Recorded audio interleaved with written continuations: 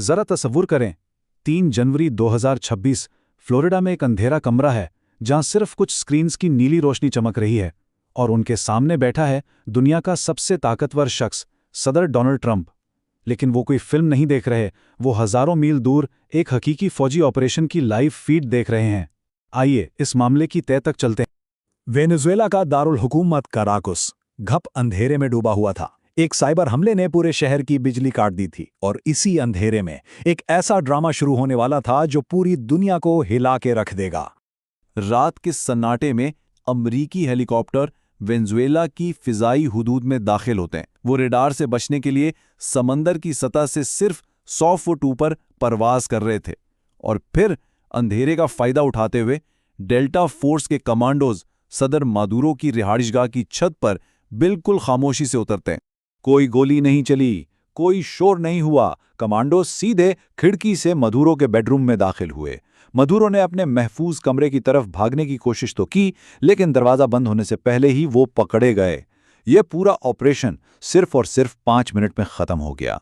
बाद में Donald Trump ने खुद कहा, मैं इसे ऐसे देख रहा था जैसे कोई टीवी शो चल रहा हो। सोचें जरा, ये कितना गैर हकीकी मंजर होगा। एक मुल्क के सदर को उसके अपने घर से उठाया जा रहा है और दुनिया की सबसे बड़ी सुपर पावर इसे लाइव देख रही है। लेकिन यहां सबसे बड़ा सवाल ये उठता है कि अमेरिका ने आखिर ये कदम उठाया ही क्यों? किसी खुदमुख्तार मुल्क के सरबराह के खिलाफ इतनी बड़ी कार्रवाई की आखिर वजह क्या थी? इस तज्जिये में हम इसी सवाल का जवाब तलाश करने की कोशिश करेंगे। इस ऑपरेशन का एक सरकारी नाम भी था, ऑपरेशन एब्सोल्यूट रिजॉल्व। ये कोई अचानक लिया गया फैसला नहीं था, बल्कि इसके पीछे महीनों की मंसूबाबंदी थी। चले देखते हैं कि ये सब कैसे तैयार किया गया। तो देखें, ये हमला अचानक नहीं हुआ। इसकी कहानी महीनों पहले अगस्त 2025 में शुरू हुई, जब CIA ने खुफिया तौर पर निगरानी शुरू की। फिर नवंबर में ट्रंप ने मादुरो को फोन पर बराह रास्त अल्टीमेटम दिया और आखिरकार 2 जनवरी की रात हतमी हुक्म जारी कर दिया गया। और ये कोई आम सा छापा नहीं था, बल्कि एक बहुत बड़ी फौजी कार्रवाई थी। 150 से ज्यादा तैयारें, साइबर हमले, रेडार सिस्टम्स की तबाही, ये सब इसलिए किया गया ताकि डेल्टा फोर्स की टीम बगैर किसी मुजामत के अपने हदफ तक पहुंच सके। ये एक इंतहाई पेचीदा और मरबूत हिकमत अमली थी। तो सवाल यह है कि अमरीकी इंतजामिया ने दुनिया के सामने इस बेमिसाल कार्रवाई का जवाब क्या पेश किया? चलें उनके सरकारी मौक़िफ़ पर एक नज़र डालते हैं। सरकारी तौर पर मादुरो पर नार्को टेररिज्म यानी मंशियात के जरिए दहशतगर्दी फैलाने का इल्ज़ाम लगाया गया। अमेरिकी हुकूमत का दावा था कि मादुरो मंशियात फरोशों के साथ मिलकर अमेरिका में कोकीन स्मगल कर रहे थे और यह ऑपरेशन एक सदर के खिलाफ नहीं बल्कि एक मुजरिम को पकड़ने के लिए था।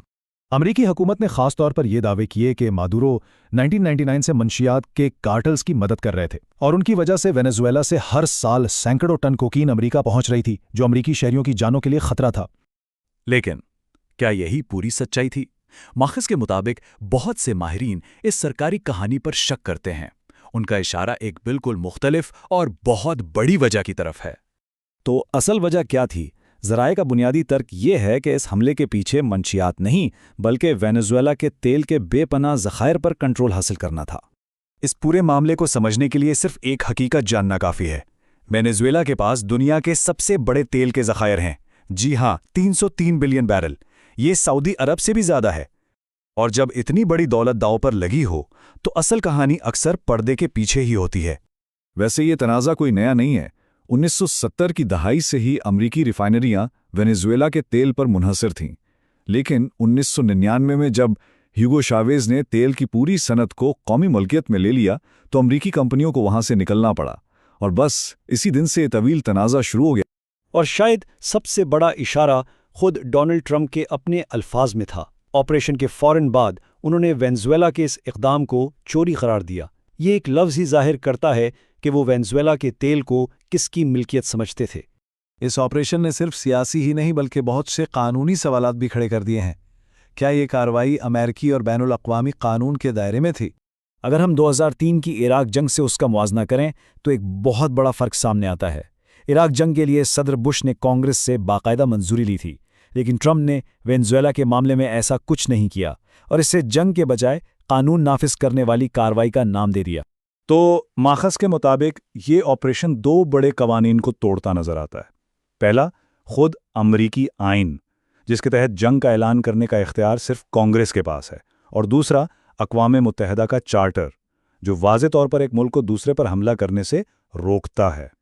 इस वाक़ये पर दुनिया भर से क्या रद्द अमल आया और इसके तवील मुद्दती नताइज क्या हो सकते हैं? क्या ये किसी नए आलमी निज़ाम की शुरुआत है?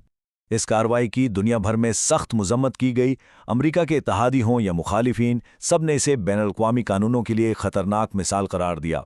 अक़वाम मुत्तहिदा, चीन और रूस समेत कई ममालिक ने इसकी खुलेआम मज़म्मत की। तो इस नए आलमी निज़ाम का मतलब क्या है? मतलब ये कि फ़ौजी ताकत बैनुल-अक़वामी कवानीन और ख़ुदमुख्तारी से भी बालातर है। ये एक ऐसी दुनिया की तरफ इशारा है जहां उसूल ताकतवर तय करते हैं, कमज़ोर नहीं। और यह सब हमें एक आखिरी सवाल पर ला खड़ा करता है। अगर ताकतवर ममालिक ही कानून बनाने और तोड़ने का फैसला करने लगें, तो फिर आलमी अमन और इंसाफ का मुस्तकबिल क्या होगा, और उन्हें जवाबदेह कौन ठहराएगा?